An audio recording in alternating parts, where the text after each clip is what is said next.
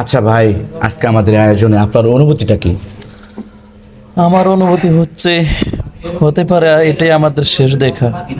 আর দেখা হয় কিনা কি ভাগ্যে আছে সেটা আল্লাহই যা ভালো জানে।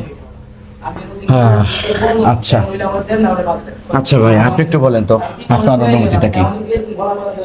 জানি না আবার কখন সবাই একসাথে হব। আল্লাহ তাআলা কোন দিন আবার কবুল করে, আল্লাহ তাআলাই ভালো জানেন। মনে বড় অনেক কষ্ট, তারপরও বলি আচ্ছা আমাদের এই বাড়ি থেকে একটু অনুভূতিটা নিয়ে নিই। আচ্ছা হাফেজ সাহেব, আপনার অনুভূতিটা কি একটু বলেন তো? আজকে অনেক আশা ভরসা নিয়ে এখানে আসছি, একসাথে হয়েছি। জানি না আর কখন একসাথে আসতে পারি কিনা। সামনে যে নির্বাচন আসছে, কখন কে কোথায় যায় বা কে কোথায় যাইবে তার কোনো গ্যারান্টি নেই, এই জন্য একসাথে আসছি।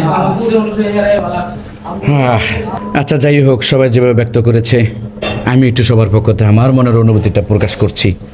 বাংলাদেশের নির্বাচন যেভাবে আগাচ্ছে, কারণ মোটর বাইক বন্ধ করে দিয়েছে, আগামীকাল থেকে যানবাহন অনেক কিছুই বন্ধ হয়ে যাচ্ছে, এমনকি আমাদের পার্সোনাল বিকাশ নগদ অ্যাকাউন্ট সেটাও তো স্থগিত করে দিয়েছে, আমরা কোনো লেনদেন করতে পারছি না। যাই হোক, নির্বাচন পেয়ে আমরা অনেক আনন্দিত। আনন্দের মাঝখানে অনেক একটা ব্যথা আমাদের মনে প্রকাশ পাচ্ছে। সেটা হচ্ছে কারণ বাজারে আসতে পারবো না, আমাদের নিজ এলাকা ছাড়া অন্য এলাকায় যেতে পারবো না। সেই হিসেবে আমরা কী করব? এরপর আমরা এই 4 জন একসাথে সিদ্ধান্ত নিলাম, কারণ বাজারে যদি আসতে না পারি, বন্ধু মহল একসাথে আনন্দ হয়ে কিছু খাওয়া দাওয়া করা সম্ভব না, আসাই তো সম্ভব না, তাহলে খাবো কীভাবে?